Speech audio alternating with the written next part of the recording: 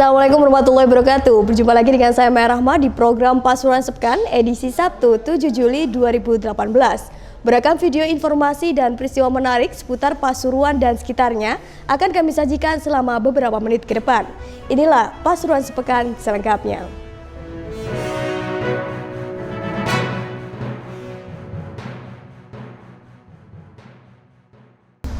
Informasi pertama datang dari Bangil. Sebuah ledakan diduga bom terjadi di sekitar gardu PLN tak jauh dari Pasar Bangil, Kabupaten Pasuruan, Kamis lalu. Lokasi kejadian disebut masuk Kelurahan Pogar, Kecamatan Bangil, Kabupaten Pasuruan. Kanit Babin Kamtipmas Polsek Bangil, Ibda Bambang yang konfirmasi membenarkan kejadian itu. Seorang bocah dikabarkan menjadi korban dalam insiden tak terduga tersebut. Langsung saja, bocah tadi dibawa ke rumah sakit. Polisi sampai saat ini masih melakukan penyelidikan dan pengamanan lokasi kejadian.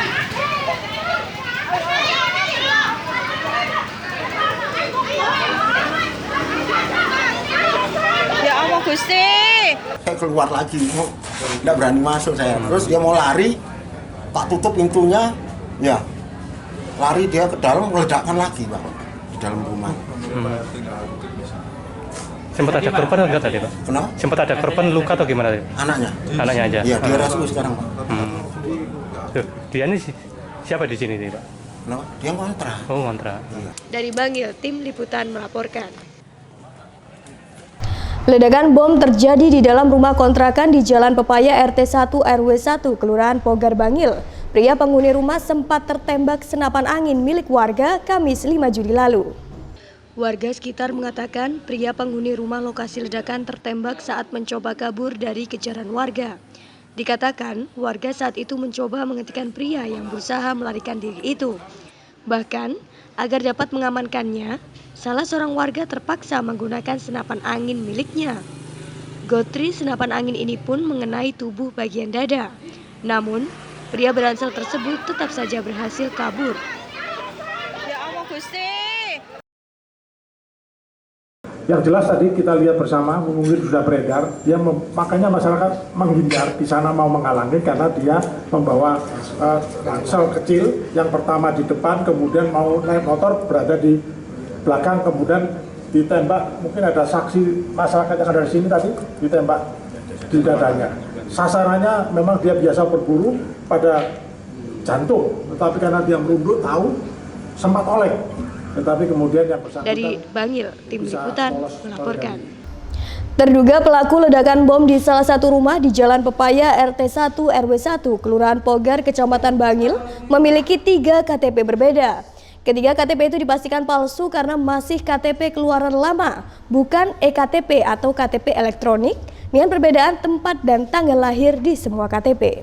Ketiga identitas itu masing-masing bernama Abdullah, yakni KTP yang dikeluarkan Provinsi Aceh, lalu Anwardi, KTP yang dikeluarkan Provinsi Banten, dan Ahmad Muslim. Ketiga KTP itu selain mempunyai identitas yang berbeda, juga mempunyai tanggal lahir berbeda.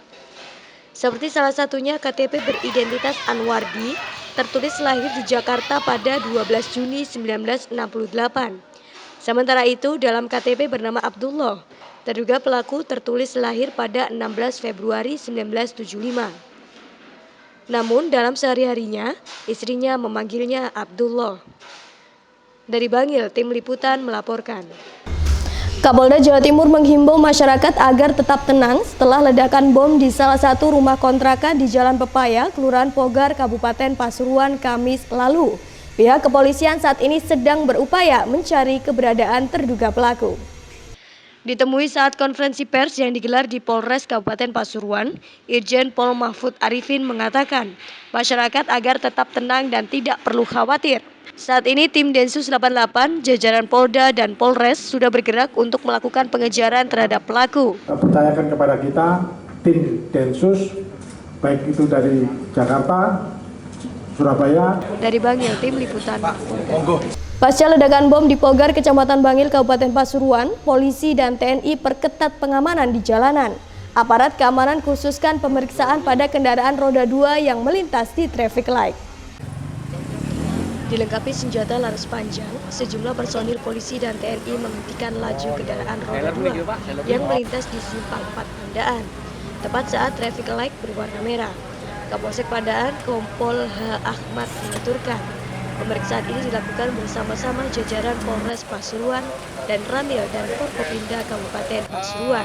Untuk dalam rangka operasi, yaitu jajaran Polres Pasuruan itu menggelar semua polsek agar ditindaklanjuti hingga sampai ada perintah dihentikan, yaitu rayonisasi.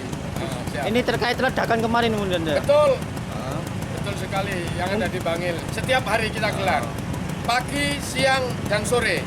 Dari Pandaan, tim liputan melaporkan. Nasib naas dialami Ribawanti, 33 tahun, seorang pegawai negeri sipil PNS Puskesmas Ketapang, Kecamatan Kademangan, Kota Probolinggo. Bagaimana tidak, di tengah sibuk bekerja, motor kesayangannya raib digondol maling yang diparkir di kantornya Rabu 3 Juli lalu. Kejadian raibnya sepeda motor Matic bernopol N5325 NBA terjadi sekitar pukul 10.54 waktu Indonesia Barat. Saat itu, warga Kelurahan Kebonsari Kulon, Kecamatan Kanigaran itu hendak mengikuti rapat ke Dinas Kesehatan. Namun, ia terkejut saat keluar ruangan dan hendak mengambil motor di parkiran yang ternyata telah raib. Dari rekaman CCTV, motor milik staf laboratorium itu diembat oleh 2 orang lelaki. Dalam rekaman itu, 2 pelaku dengan helm hitam dan merah mendatangi parkiran puskesmas. Setelah melihat-lihat kondisi sekitar, pelaku berhelm hitam langsung mengambil sepeda korban. Hanya dalam hitungan detik, lubang kontak sudah berhasil dibobol.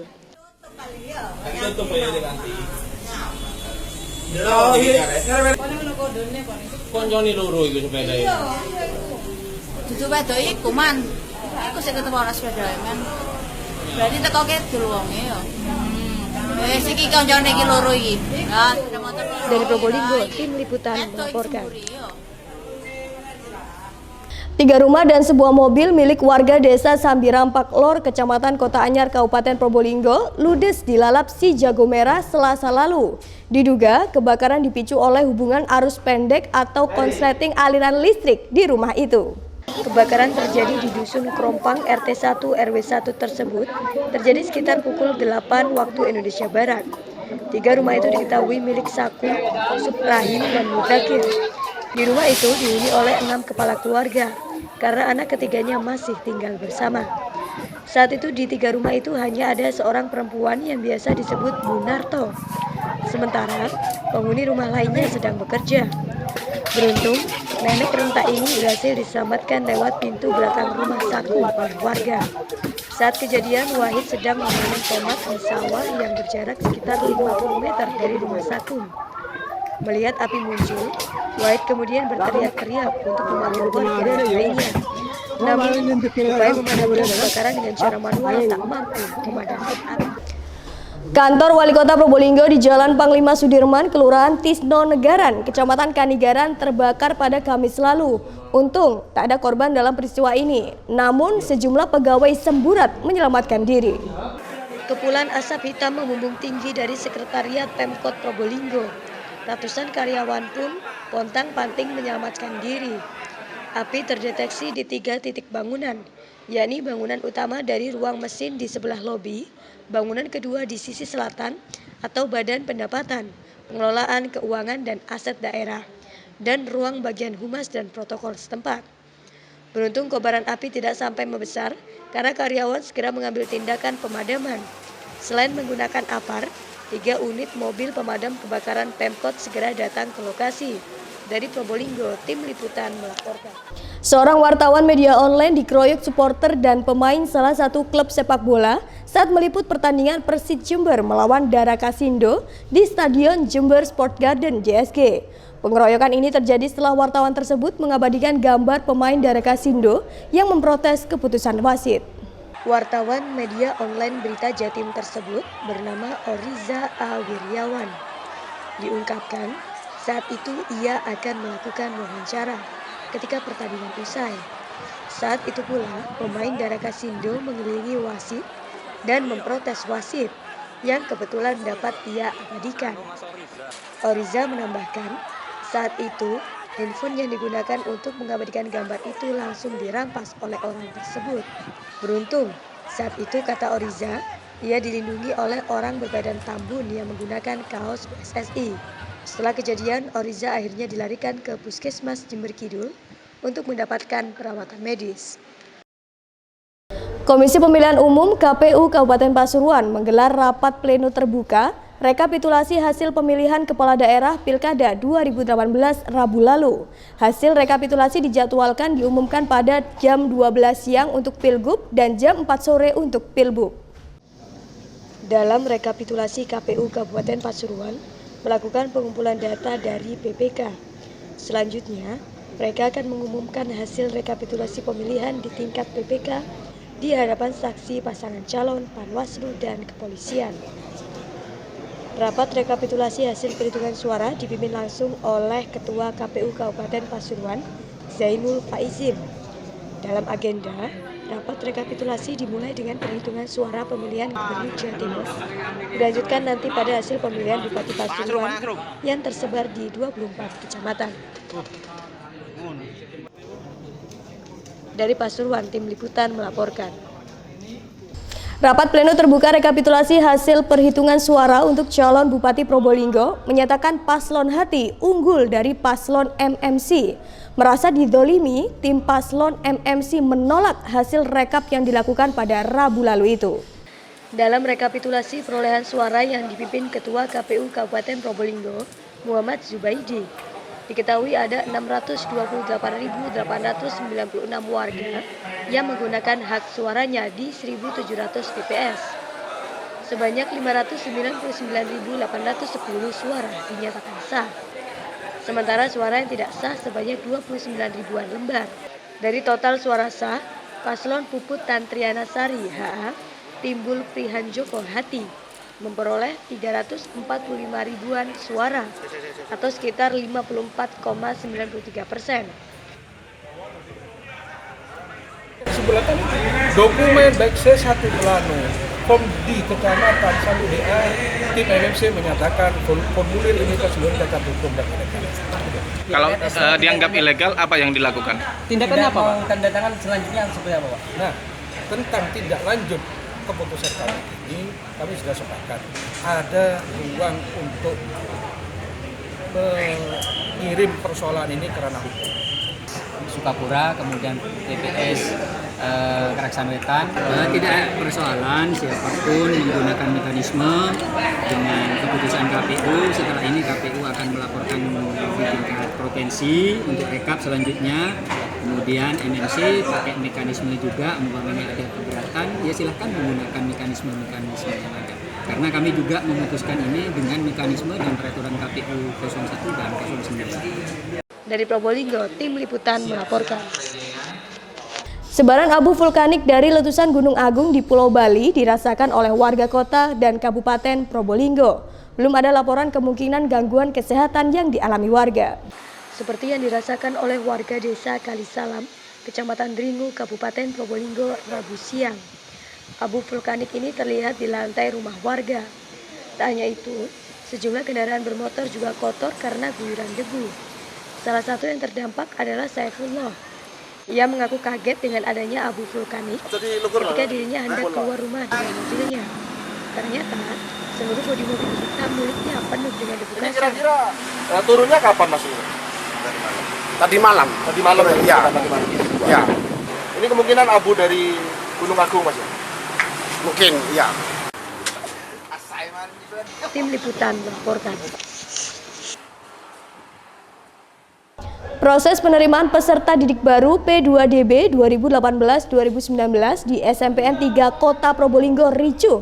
Pasalnya, para wali murid yang hendak mendaftarkan anaknya berebut menjadi yang terdepan. Peraturan baru sistem zonasi yang dikeluarkan oleh pemerintah membuat PPDB di SMPN 3 membludak.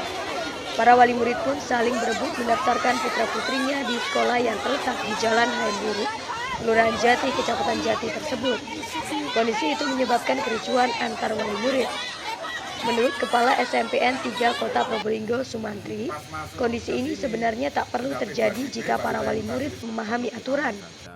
Padahal sebenarnya kan pendaftaran itu dimulai tanggal 2, 3, dan 4. Meskipun daftar awal dan daftar terakhir tanggal 4 itu nggak ada pengaruh. Yang penting sesuai dengan persyaratan. Penyebabnya apa sih? Penyebabnya mungkin ya itu, kekhawatiran masyarakat saja. Mungkin takut kalau daftar tanggal 4 tidak diterima, padahal sama saja. Yang penting kan zona dan nilai USBN-nya terpenuhi, insya Allah pasti bisa diterima. Tiupan angin gending yang sangat kencang sangat berbahaya bagi pengendara sepeda motor yang melintas di jalur Pantura Banyuwangi, Surabaya via Probolinggo. Pihak kepolisian setempat menghimbau pemotor untuk berhati-hati terhadap hempasan angin itu. Sejak beberapa pekan terakhir, angin gending bertiup kencang di wilayah Kabupaten Probolinggo. Tiupannya yang kencang mampu menembus kecepatan 60 km per jam (kpj). Biasanya angin ini bertiup dari arah tenggara atau selatan wilayah Kabupaten Probolinggo, terutama di wilayah Kecamatan Gending dan Dringu. Hembusan angin gending yang dari sisi selatan jalur Pantura Banyuwangi, Surabaya itu sangat kuat. Cuaca saat ini yaitu angin gending. Pada pengendara agar menggunakan helm standar, masker, dan hati-hati di jalan karena kondisi jalan Pantura saat ini berlubang, jadi waspadaannya hati-hati, patuhi peraturan lalu lintas dan kewaspadaan. Dari Probolinggo, tim liputan melaporkan. Prihatin dengan kondisi Gunung Bromo yang penuh dengan sampah pasca yatnya Kasada, komunitas Bromo Lovers melakukan aksi bersih-bersih Senin lalu. Ratusan kantong plastik berisi sampah berhasil dievakuasi. Karena merasa prihatin, relawan pecinta Gunung Bromo, Bromo Lovers, akhirnya turun untuk bersih-bersih sampah. Selain itu, para pecinta alam dari 4 daerah yakni Probolinggo, Lumajang, Pasuruan, dan Malang juga terlibat dalam kegiatan tersebut.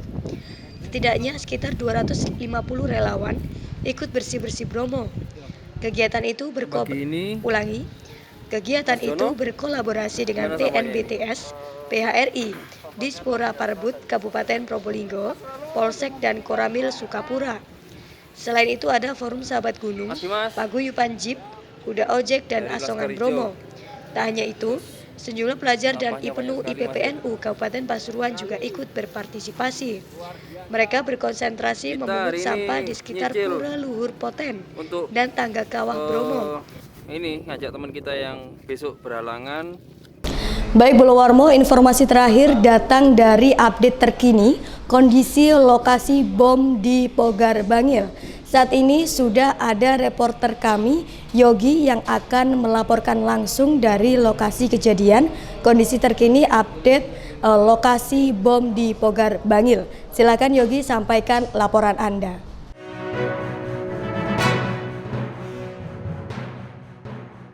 Ya, terima kasih. Saat ini saya sedang berada di lokasi tempat kejadian perkara ledakan bom yang terjadi Kamis yang lalu.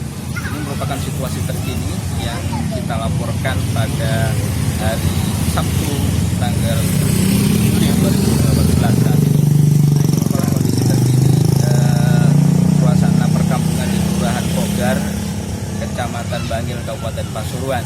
Ini merupakan salah satu pertigaan yang berada di lokasi perkampungan ini. Nah, di belakang saya sana merupakan lokasi rumah kontrakan yang kemarin sempat menimbulkan ledakan. Maksud kami pada Kamis lalu menimbulkan ledakan yang membuat geger warga kampung ini. Situasi setelah pasca ledakan itu, di sebelah belakang ini merupakan tempat beberapa para jurnalis yang melakukan peliputan selama terjadinya mulai pada hari kejadian hingga saat ini. Baik, kita akan mengajak Anda semua untuk melihat situasi terkini pada hari Sabtu ini, bagaimana suasana di lokasi kejadian tempat rumah kontrakan terduga pelaku ini hingga saat ini. Ikuti saya.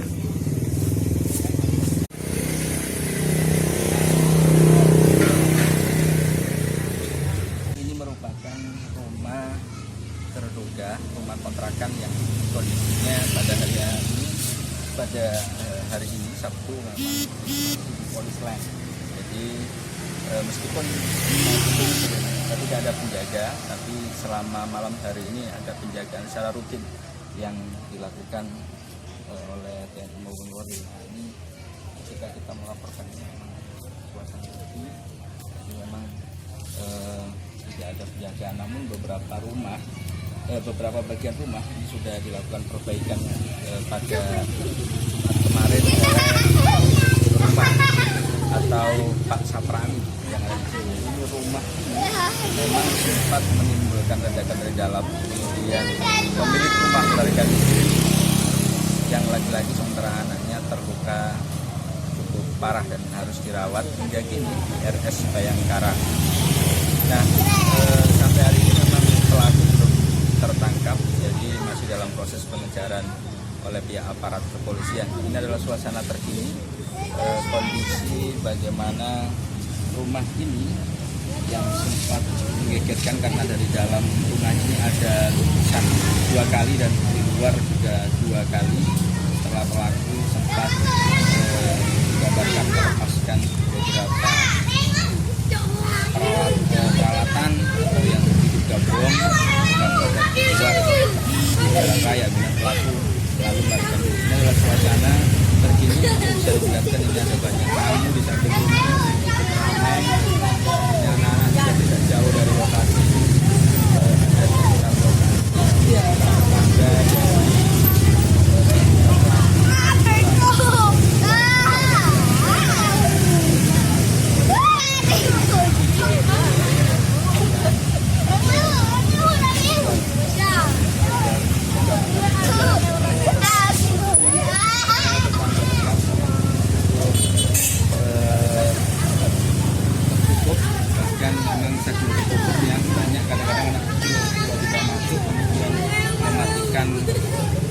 listrik PLN, mereka lari lagi dan selama beberapa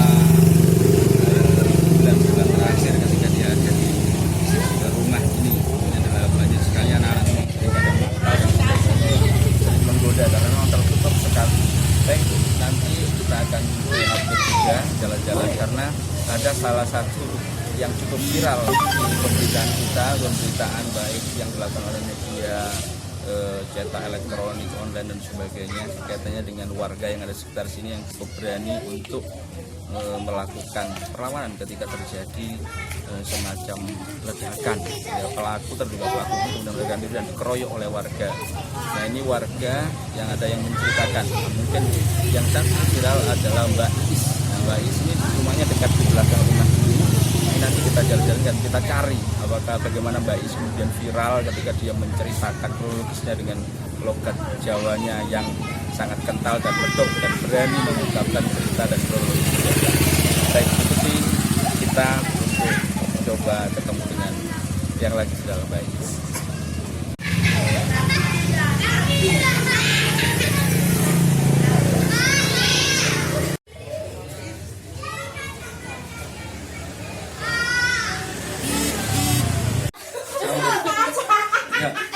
Ya, saat ini saya sudah tepat berada di rumah Bu Iis yang kemarin sudah memberikan penuturannya dan cukup viral di bagian para netizen. Banyak karena ayo kita. Ini adalah rumah Bu Iis yang tidak jauh. Assalamualaikum. Waalaikumsalam. Iya.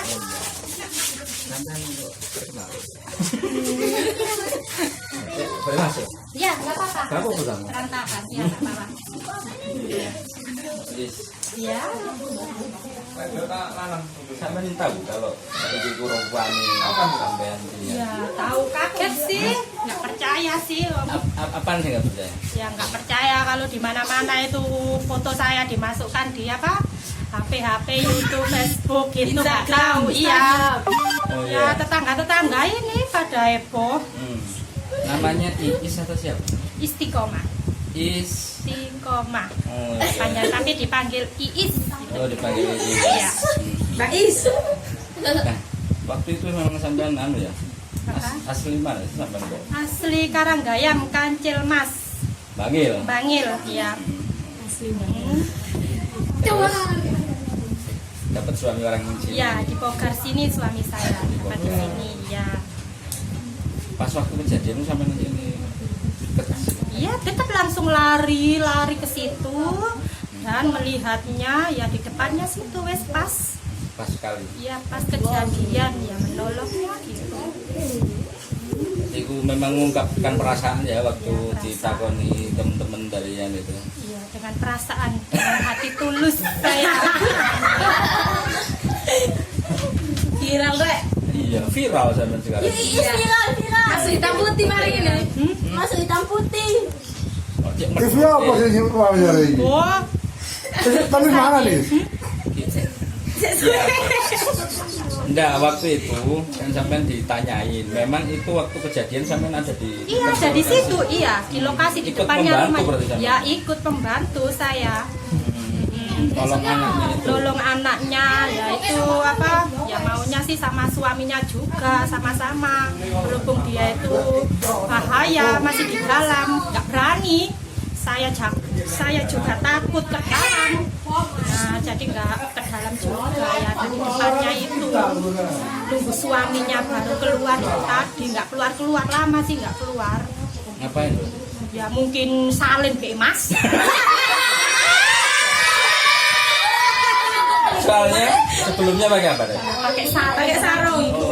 Mungkin ya tahu lah. Lagi apa? Makan apa? Ya nggak tahu, nggak dibuka, ditutup semua itu rumahnya. Wes tak ketok. Ganti apa tuh? Ganti celana kayak training gitu loh Mas. Ya langsung sepatuan, pakai jaket ransel gini, sama helm manis. Sama helm manis. Oh ya, diukur Mas. Nggak boleh teroris. Oh iya. Tapi pernah sampai keluar kelihatan orangnya? Nggak pernah sih, nggak pernah kelihatan saya. Ya cuma kemarin itu baru orangnya keluar baru kelihatan itu. Nggak pernah lihat soalnya omanya tertutup semuanya, wes rapet. Cuman berapa tahun? Ya mungkin berapa tahun. Dulunya sih ngontrak ngekos, ya baru di sini ini baru lah. Di sini sopo deh sama sampai? Ya mungkin saya kali. Saya ya. Iya, lebih lama soalnya. Ya lebih lama dari anak saya kecil-kecil itu. Tapi asli orang Kancil Mas. Ya asli Kancil Mas Karanggayam. Nah sekarang kan video sampean viral, seneng lokasi sampean medho. Aku gak diincar kok. Itu apa? Ya wonge teroris e. Ya nggak tahu saya. Loh ya ngono iku sampean wis lah enak. Ya, ini misalnya kan sampean medho lokasi disenengi orang. Seneng wae sampean gini. Iya ceria, selalu ceria. Oh, selalu ceria. Mas yo gak duwe ceria. Punya uang atau tidak? Sekarang enggak punya. Oleh wingi gak dikek duit. Gak dikek yo apa-apa. Ayo kayak ona ayo. Ya mudah-mudahan baik di sini yang memang cukup viral dibagi-bagikan di media sosial dan pembicaraan yang nonton ribuan. Jadi namanya adalah Mbak Iis Istiqomah, panggilannya Iis, aslinya Istiqomah. Istiqomah, dipanggil Iis di sini atau tidak? Iya, dulu Iis gitu. Oh gitu. Mbak Iis, mudah-mudahan saya rezeki.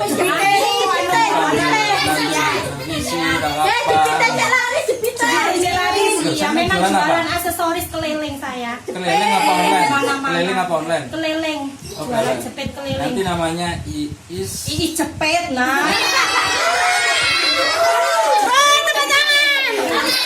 Ya kayak gini kan kota Barwangi sama juga kan semangat, nggak takut kan? Nggak takut saya lawan dia.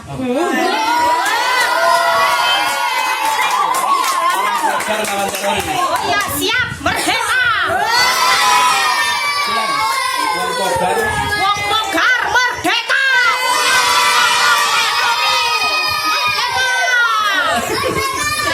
Ya, siap orang Pogar dia membaik ini semangat untuk apa? Melawan teroris. Ya. Tetap semangat bagaimana kemudian menolong anak kecil, anak teroris bapak tetap dewang kan kalau ditolong, tapi nggak sangat tinggi sekali. Orang Pogar siap lawan teroris. Iya, di mana-mana harus selalu siap waspada. Terima kasih, nanti rekeningnya jangan dikirim. Begitu, dan sekarang kita kembali, mudah-mudahan apa yang sudah terjadi di wilayah ini tidak menimbulkan rasa takut, cemas dan sebagainya, tapi justru menimbulkan semangat dan perlawanan. Maksudnya tidak ada yang takut dengan teroris, tidak ada yang takut dengan teror. Demikian yang bisa saya sampaikan. Mudah-mudahan ini bisa bermanfaat, dan salam dari Mbak Iis, Wong Pogar lawan teroris, merdeka!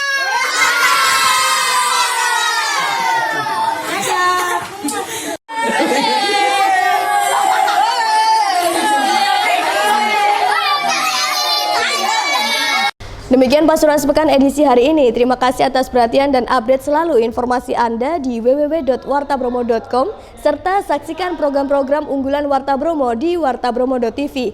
Mairahma pamit. Wassalamualaikum warahmatullahi wabarakatuh dan sampai jumpa.